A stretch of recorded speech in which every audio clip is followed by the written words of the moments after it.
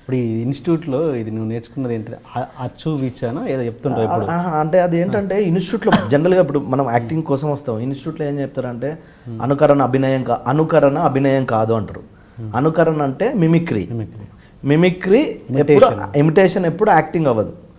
అందులో ఏం చెప్తా అంటే నాకు అర్థమైంది ఏంటంటే నాకున్న 7వ తరగతి జ్ఞానానికి అచ్చు విచ అనుభవించి చూసి విని చదివి ఈ లైఫ్లో ఏ క్యారెక్టర్ రాసినా అనుభవించైనా రాయాలి, లేకపోతే చూసైనా రావాలి, లేకపోతే వినైనా రాయాలి, చదువైనా రాయాలి. ఈ 4 మీదనే క్యారెక్టరేషన్లు ఉంటాయి, కథలు ఉంటాయి. ఇప్పుడు మీరు నా క్యారెక్టర్ చెప్పిన అనుకో, అది నేను అవును సార్ మా ఊర్లో కూడా ఇలా ఉండేవాడు అనేది ఒక పద్ధతి. అవును సార్ నేను అలాంటి క్యారెక్టర్ గురించి ఎక్కడో విన్నా, లేదు సార్ నేను చూసా, నేను చదివా, ఇట్లుంటాయి. ఆ 4 మీద అబ్జర్వేషన్ ఉండాలి యాక్టర్ కానీ చెప్తారు ఇన్స్టిట్యూట్లో.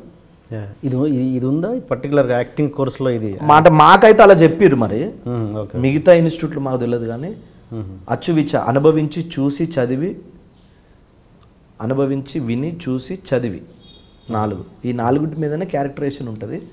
అది కథ అయినా క్యారెక్టర్ అయినా అని చెప్తారు. అనుకరణ అభినయం కాదు, అనుకరణ వేరు. అనుకరణ ఒకరిని ఇమిటేషన్ చేసే, మిమిక్రీ ఒకరిని ఇమిటేషన్ చేయాలి. బాడీ లాంగ్వేజ్ అంటే మిమిక్రీ అంటే వాయిస్తో పాటు చేసే మిమిక్రీ. అనుకరణ మీలా అనుకరించడం, ఇదో పద్ధతి. సపరేట్ యాక్టింగ్ అంటే ఈ 3టికి వేరియేషన్ ఉంటుంది.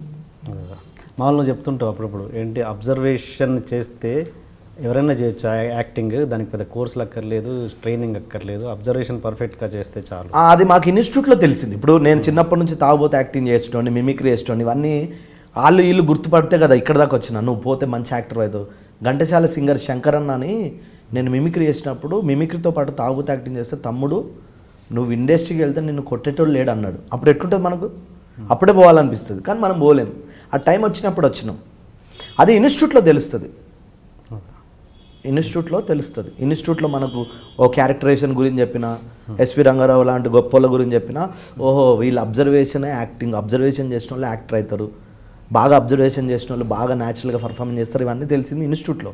అప్పుడు నా ఫీలింగ్ ఏంటంటే, ఓహో నేను చిన్నప్పటి నుంచి మా ఫాదర్ని అబ్జర్వేషన్ చేసిన, సింగర్ ఎన్నో వాళ్ళని తాగుబోతే అబ్జర్వేషన్ చేసిన, అందుకు ఇంత బాగా చేస్తున్నానా, లేకపోతే ఎంత బాగా ఎందుకు చేస్తే తాగుబోతే నిజంగానే అట్లా అంటారు.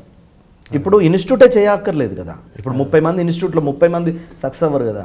ఇన్స్టిట్యూట్లో సక్సెస్ అయింది నేను ఒక్కనే, ఇంకో బ్యాచ్లో ఇంకో 2-3 ఉంటారు.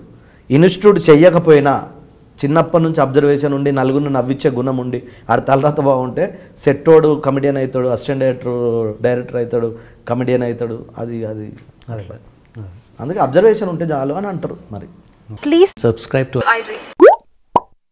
subscribe for more videos.